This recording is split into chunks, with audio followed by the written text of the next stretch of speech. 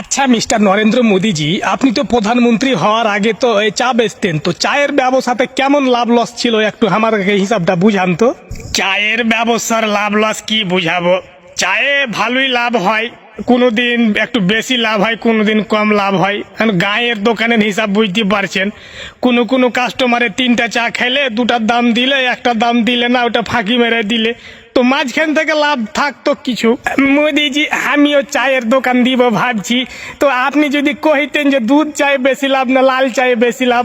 দুধ চায়ে বেশি লাভ মানে আপনি লাল চায়ের দাম তো বুঝতে পারছেন 5 টাকা করে নিবে, আর দুধ চা কম করেও 10 টাকা। তো আপনি আপনার চায়ে এই গরুর দুধ দিতেন নাকি এই ভুঁইস্তের দুধ দিয়ে চা দিতেন, কোনটা দিয়ে?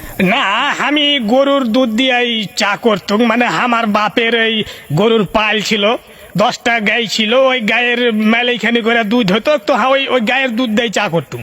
তো আপনি ওই চায়ের ব্যবস্থা ছেড়ে হঠাৎ প্রধানমন্ত্রী কেন হয়ে গেলেন, কি উদ্দেশ্য আপনার? উদ্দেশ্য কিছু নয়, আসলে গায়ের ব্যবস্থাতে এমন আমার বাকি পড়ে গেছিল, মেলাই টাকা বাকি পড়ে গেল, লাস্টের দেনা করে দেখিল প্রায় মনে করেন যে 20,000 টাকা কিস্তি ছিল আমার। কিস্তির টাকা সোজ করতে করতে আমার যান ঝালা ফালা হয়ে গেল। সব দিক ভেবে চিন্তা দেখনু দিয়া ওই ভাবনু যে এটা আমি ব্যবসা লাইট করতে পারবো না, তো লাস্টে আমি প্রধানমন্ত্রী হয়ে যাই। আর ভারতে তো দেখছি যে মুসলমানেরা খুবই একবারে মাথা চেড়ে দেওয়া উঠছে, তো আমি তো মুসলমানকে খুব দেখতেও পারি না, ওরাকে দেখলে আর গা জ্বালে। তো ওই দিক থেকে ওই চিন্তা ভাবনা করনু যে এরাকে কিভাবে দমা যায়, তো আমাকে একটু প্রধানমন্ত্রী হইলে এরাকে আমি একটু চাপা চিপা রাখতে পারবো, আর মারতে পারবো, পিটতে পারবো। তো এটার লেগাই মনে করেন যে প্রধানমন্ত্রী হওয়া। মুসলমানেরা ফের আপনার কি ক্ষতি করলে যে আপনার ওর ঘপরে এত রাগ, ওরাকে মারতে হবে, পিটতে হবে, মানে আপনার কি উদ্দেশ্যটা কি?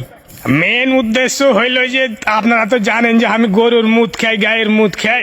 এখন গায়ের মুদ যদি খাই আর ওরাই ফের ওই গাইকে জবাই করে খাই, তো আমি যেটা মুদ খাই ওরা যদি জবাই করে খাই, তাকে ডেকে মানাই কয়েন তো।